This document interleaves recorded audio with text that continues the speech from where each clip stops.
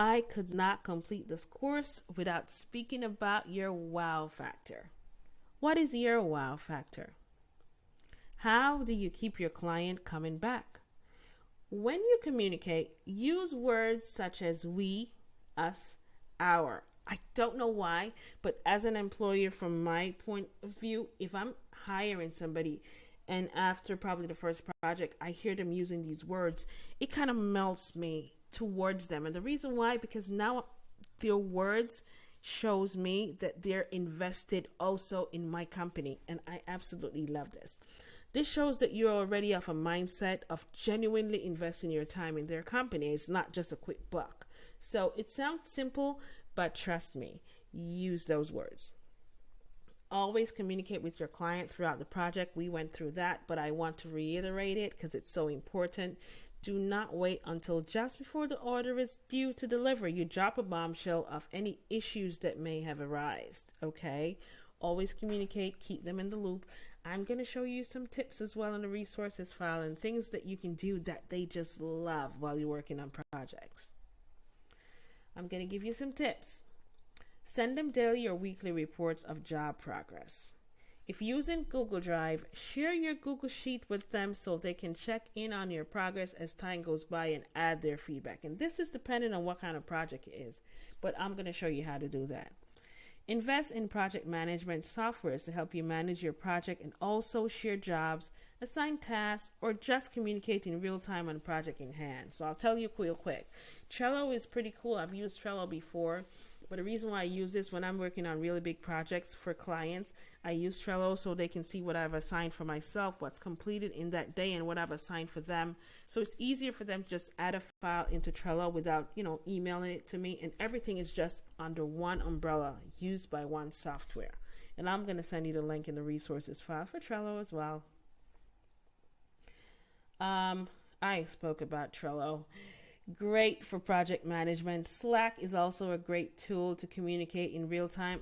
I find quite a few of my clients use Slack because they have remote staff from all over the world, so they want to use one platform that they can communicate with everyone at the same time.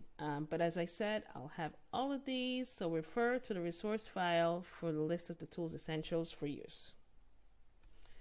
Last but not least, when you deliver, always thank them for using your services, and any tips you may have in mind to improve their product or service, feel free to share with them. Now, not a whole book, just a line or two from your perspective. And let me give you an example of this really quick. When I just started, I just did telephone calls with clients, and I found that I keep doing telephone calls every week for a few of my clients, but they had no time to follow up with these prospects that I was communicating with. So I came up with a system for my clients where I said, you know what, for X amount of money, I am going to do your phone calls, but I'm also going to do follow-up emails for all these prospects that are interested. And what that does is cut down their time for production, and they ended up just getting clients who actually were interested in the service. I had clients that had thousands and thousands of phone calls that I made, but they never got the chance to follow up on them, which is pretty much counterproductive. So that's what I mean about giving them tips. And the tips you're giving is not to outsource somebody else. The tips you're giving them is to upsell the service that you're offering. Now, that's a key tip from me to you. A client wants professional work done, so you're best to over-deliver.